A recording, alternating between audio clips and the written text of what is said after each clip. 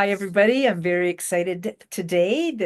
I'm first of all, I better introduce myself. Hi, I'm Sandra Pelly, the Inner Dragon Transformation Specialist, the Galactic Shaman, as well as the Dragon Ally. And I have the beautiful Samantha Potter here with us today.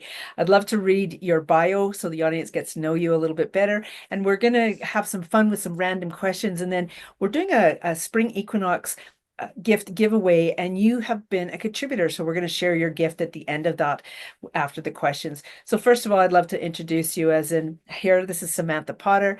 She is an, oh my gosh, here's a word, entheos. Is that correct? Entheos, yes. Entheos, I love it.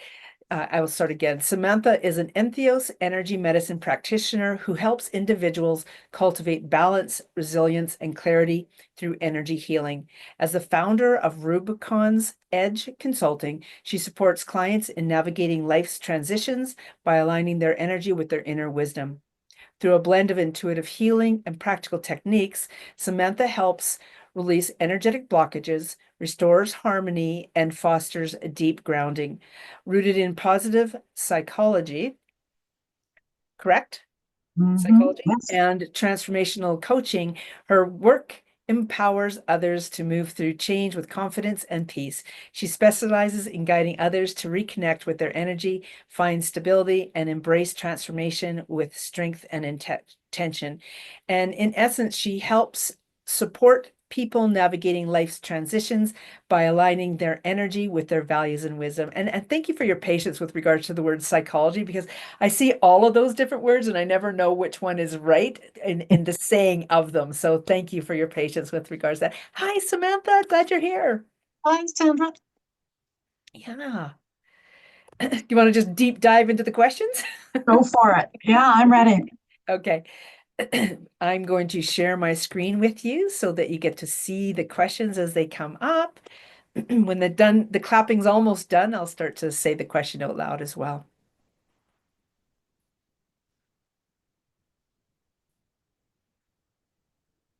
What is your favorite childhood memory? Oh boy. I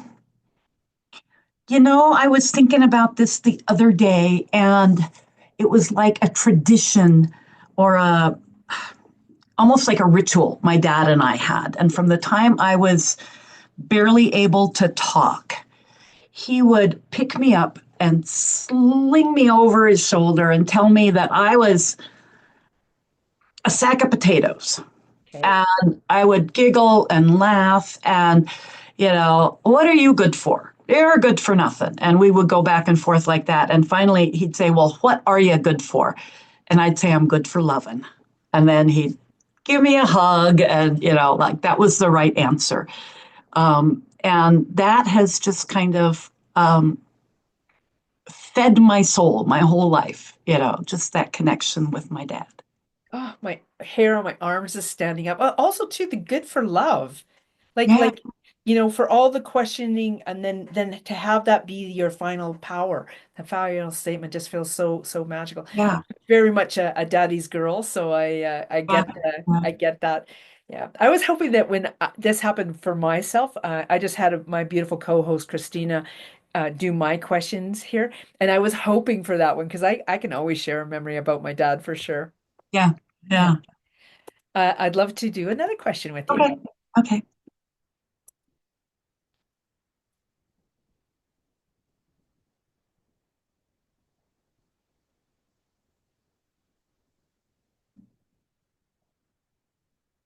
Wow, this is an interesting one. Samantha, what's the weirdest or most adventurous thing you've ever eaten? Let me think about that.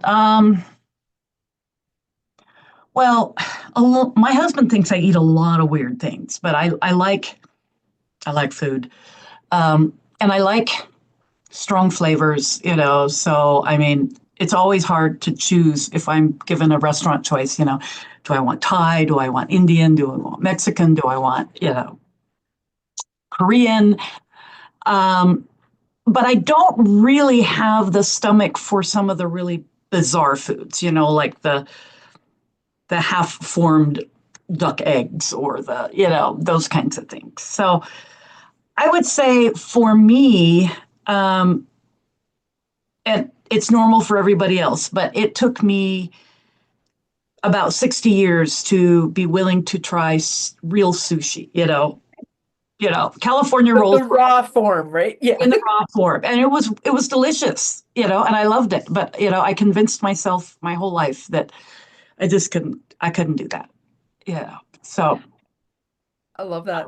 I know for me, the most adventurous food I think I've ever tried is frog legs. I've had frog legs. I didn't see them as quite adventuresome. I mean, but I grew up eating rabbit too. So I love that. yeah, Are my you my ready? my dad's oldest brother raised rabbits, and so a couple times a year we'd get a supply of rabbits. Yeah, yeah, yeah. And it's actually quite amazing. That brings up a memory for myself too in Vancouver, British Columbia. My uncle lived in the middle of the city. Two uncles actually, and we would go over to their house, and they had rabbit hutches, and I believe that they actually ate the rabbits as well. That's Yeah, not something that I grew up with, but yeah, it seemed to be a very normal thing to do for many families. it wasn't like it was on the weekly rotation, but we'd get half a dozen a couple times a year. So Yeah, interesting, interesting. Are you ready for another question? sure. I like this format. You never know what's coming up. I know.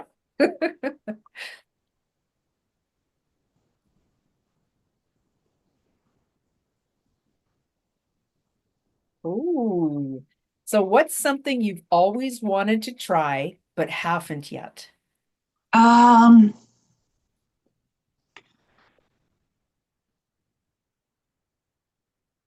Something I've always wanted to try. I have um, I have like really broad interests, Okay. and so things change and evolve. Um, What's the current one then that you want to try? but the current one that I want to try, and I'm like not sure how to approach it, is I do energy work, and I kind of have like my um, you know spiritual team, guides and spirit animals and things, but I'm really curious about trying mediumship, connecting Mm. to people who've Yeah. passed on. So I'm so busy right now. I don't know how I can fit that in, because if I do it, I want to really give it the effort and the energy it deserves.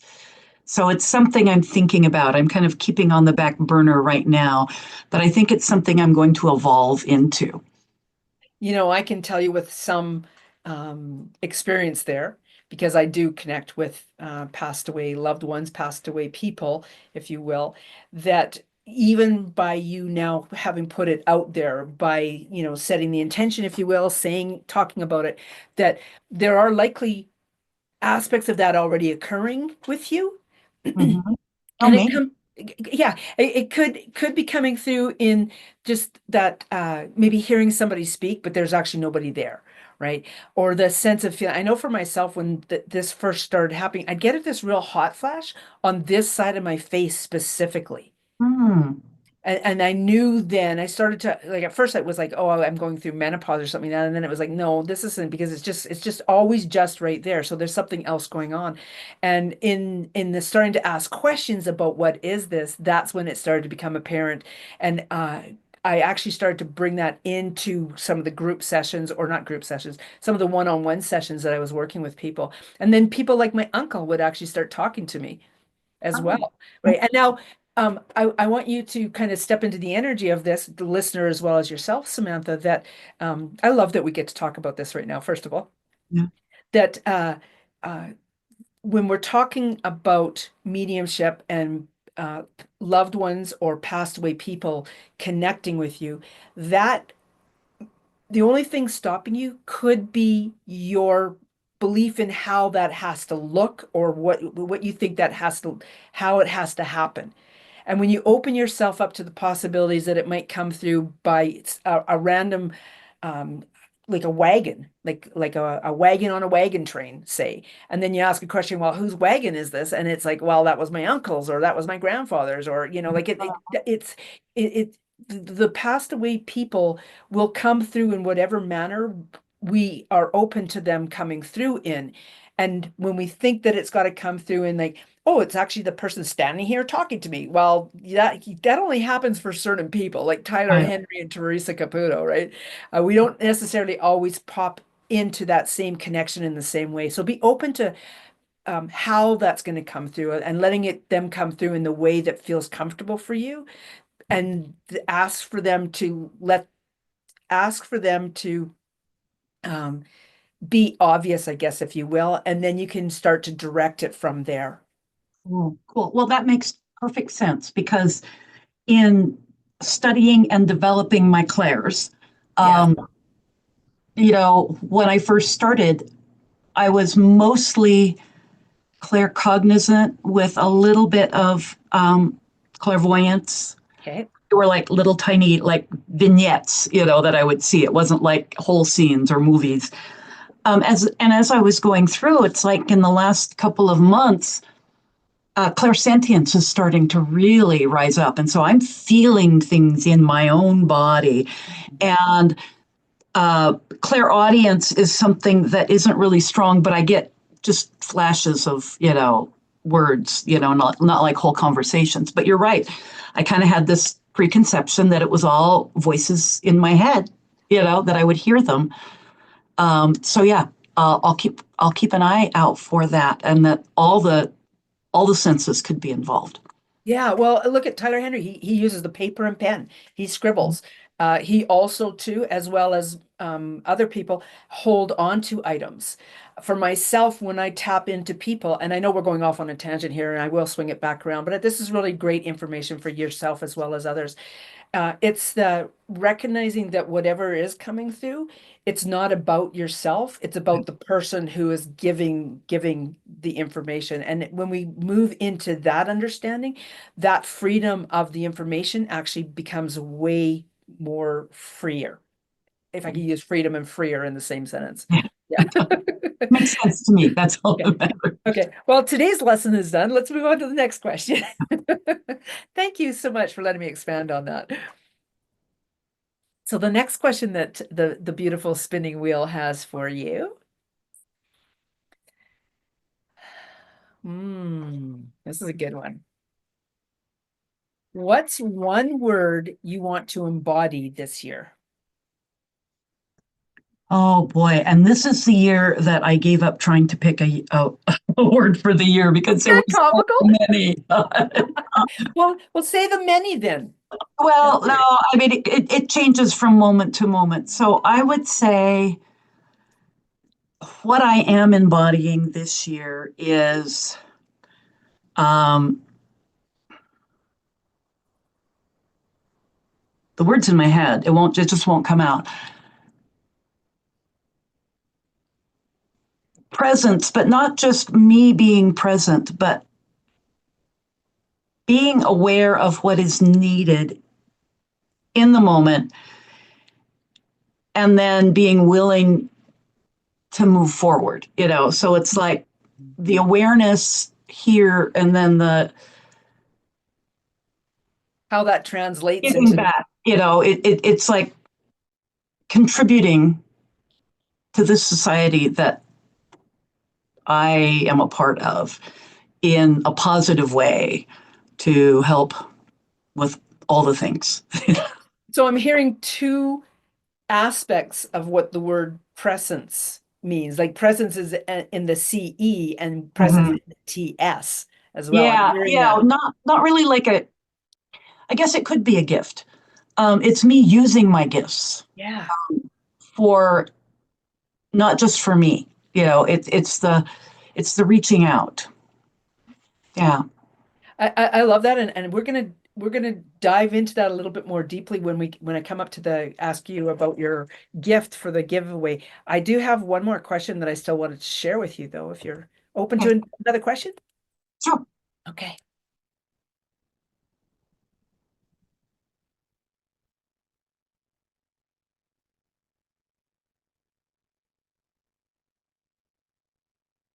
Mm. Oh gosh, What's your favorite place in the world that you've visited? that's a hard choice because I've been a lot of places. Um, I would put it between three, and all for three totally different reasons. My Okay. husband and I should be honorary Canadians because we drove from Spokane, Washington to Yellowknife and got married there on the summer solstice. Um, it'll be 12 years ago this month. And so we were married in Canada. Um, the whole trip was phenomenal, but Yellowknife is always going to have a spot in my heart. Um, and it was amazing because we had made arrangements with the officiant beforehand, but we didn't have any witnesses or anything. And as you know, the summer solstice is Aboriginal Day in Canada. And so we were married in a little Zen garden outside of City Hall, and there's a huge park next to the City Hall, and they were having a fish fry, and the mayor was talking, and there were all sorts of exhibits and things, and so we had the whole city came for our wedding reception. But Love that. the second one would be Reykjavik in Iceland. Uh, I spent 10 days in Iceland 10 years ago Okay. in early January, and my husband and I went there. It was just a beautiful experience. We walked around the whole city. Well, not the whole city. It's a pretty big city, but Yeah. we traveled around like locals. We'd get on the little local bus system. We'd go here, we'd go there. We'd walk around the harbor. It was just a lovely, lovely visit. And then the third place um, is Berlin. And I lived in Berlin back in the mid 70s for 4.5 years. So I never made it back after the wall came down, and I'd love to go back. Wow. I guess I could feel so much power in each of the places that you shared with us.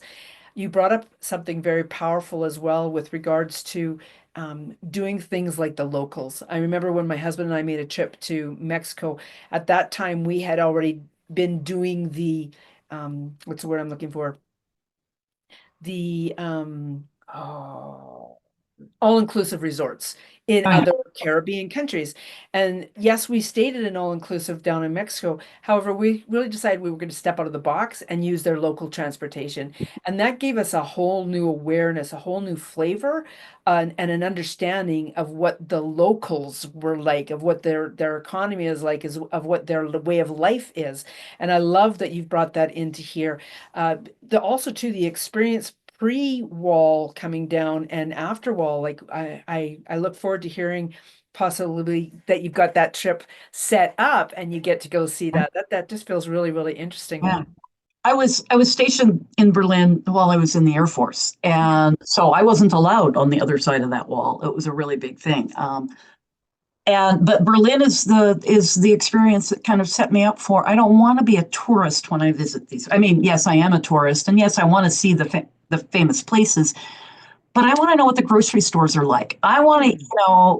go to the bakery and, buy a baguette and just go back to the room and eat it with. And salami or whatever. Yeah, yeah. Yeah. Well, and I've very much have experienced Cuba in that form, as well as the UK in that as well. We mountain biked across a good portion of the Scotland area, and really got to experience life in a different way than if we'd have been on a tour. So love that. I want to deep dive a little bit more now into what Rubicon's Edge is yourself because of the gift that you have in the gift giveaway. We're having the spring equinox gift giveaway coming up. And if you're watching this video after the fact, it is likely that Samantha has something still available and you'll be able to look her up with regards to that. We'll include other things after the fact. Your gift for this is the equinox energy. It's grounding and balancing in your inner light. So tell me a little bit first about the what Rubicon's Edge is, and then flow into talking about your gift, if you don't mind, please, Samantha. Okay. So this is going to make no sense to anybody listening to it, but it Uh-oh, all should we talk about perfectly. it then? Rubicon's Edge was born out of me at the time in the middle of COVID, having worked at that time in a law firm as an estate planning and probate paralegal for 25 years. I was diagnosed with stage 3 breast cancer. And so, kind of imagine the existential, you know, Everything. trying to, what was my life worth? Why was I here? What am I going to do with the rest of my life? Not knowing how long that's going to be. And about that time, I was introduced to a friend of a friend who was a death doula. And I went, that makes perfect sense for me. As you could tell, I was getting close to retirement, thinking, this could be like I could transition from being, helping people plan their estate, their things, their assets, and where they're going to go. And then afterwards, with the probate, helping the family, go through all the legal steps to distribute what's in the will. I've been talking to people about death and dying for 25 years in that aspect. I wasn't afraid of using the words, but I could take that information and that skill and translate it into something more supportive, holistic, energetic, and logistical. The logistical stuff's still important. And so while I was going through much of my treatment, when I was able to function as a semi-normal human, I took my doula trainings, and I chose to do 3 different ones because there's no specific licensure for a death Right. doula right now. So I wanted to make sure I was getting the broadest possible exposure to the field. So I did my trainings. I did some other coaching stuff. And it really started, Rubicon's Edge really started in the fall of 22, but it became an official entity, an LLC, in January of 23, and started offering my death doula services. But very soon after that, friends and family of the clients and even my own friends started approaching me and saying, I'm not dying, but I I don't like this phase of life. And it literally started from death going back chronologically. Yeah. My first non-doula client um, is a friend in her 90s, and she's still sharp as a tack, but she's slowing down physically. She can see she's slowing down mentally, and she needed some help adjusting, learning things, putting things in. So, and then, I got approached by somebody who was retired, just retired, and they were going nuts because retirement wasn't like they'd planned. Well, actually, Yep. they didn't really plan. They just kind of imagined it was going to be kind of like in the movies, right? And then, things just started moving, chronologically backwards in time. And so the I added in life threshold coaching Okay. to help people, coming to those major thresholds. And they can be positive ones or negative ones. It could be a change in your work. You could get promoted and maybe move to a different city. So, A, you're working outside of your comfort zone because you're in a job that you haven't done before. And B, you don't know anybody. Your support system is gone. How do you adjust to that? Or you could blend 2 families, remarriage. And how do you actually adjust to 2 different family cultures? Or it could be the loss of a job, the loss of a loved one.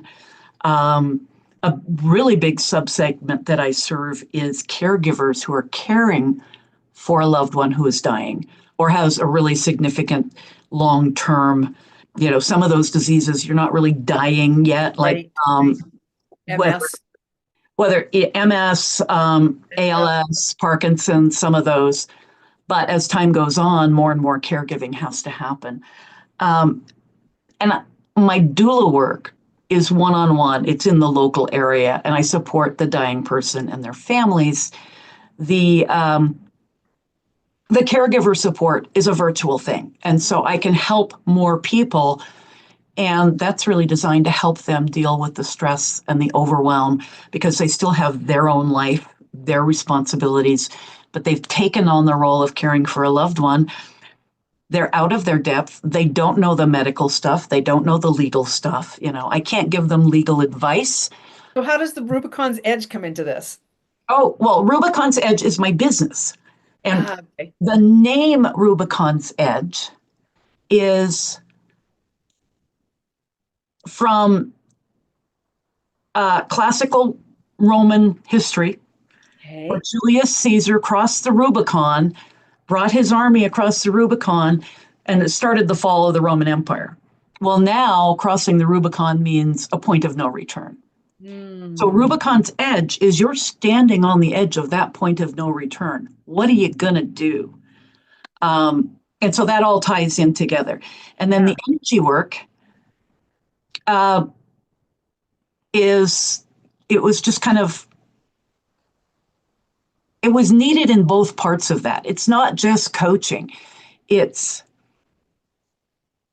teaching my clients how to not just self regulate their emotions, but their energy, how they can improve their energy without, I mean, yeah, hydrating well and eating well and exercising is all important. Everybody knows about that. But energy work can give you some support that just kind of plumps everything up and makes everything Love work that. better and Love faster. that. So Love that. all So three of those work together or separately. love it. And thank you for telling us about the Rubicon's Edge because it makes entire sense now. Yeah. The the gist and the blanket of everything there. So your gift for the spring equinox actually happens to be equinox energy, grounding and balancing your inner light. Tell us a little bit about that and I know I'm really excited to hear about this because it's So the equinox. it's a brand new program, and I will be offering it after a reasonable time after the uh, the giveaway is over. Probably not as focused on the equinox itself, but it's a 5-day email course. Great. But it's supplemented with PDFs, a guided meditation, and a bonus for this giveaway is everybody who signs up for the course will get a free 30-minute energy healing session with me, just to give them an idea of what it feels like. And I'm not going to limit it. You can have that energy healing session immediately before you start the course. But I would suggest going through it so that you have a chance to see what you can do yourself, because there's a lot you can do. Mhm. And then I can come in and support the work you've already done. So learning about how to manage your own energy is one of the most important parts of energy work. And with my clients that I do energy work on, in addition to me doing some of the healing techniques, they're given homework, Yeah. do this, do that. It's not going to do any good if, you just come back to me to fix it and then you go away and you break it again. So Thank you. Thank you, Samantha, for explaining about your gift. And thank you for being here and telling us a little bit about yourself. Like I'm feeling like I know you so much better now. And what we're doing with these is really getting across that these are normal human beings. You know, yeah, you're just like somebody else out here. You're just like me. You're just like other people, and other people can lean into the experiences that you've had. Maybe somebody else has been to Berlin at the same time as you, or the pre-wall coming down, or what yeah, have you. And right. I really like that you've taken your afternoon to sit here and do this with me and answer these questions. Thank you so much, Samantha. Thank you. Thanks. All right. Okay, everybody, thank you. Okay.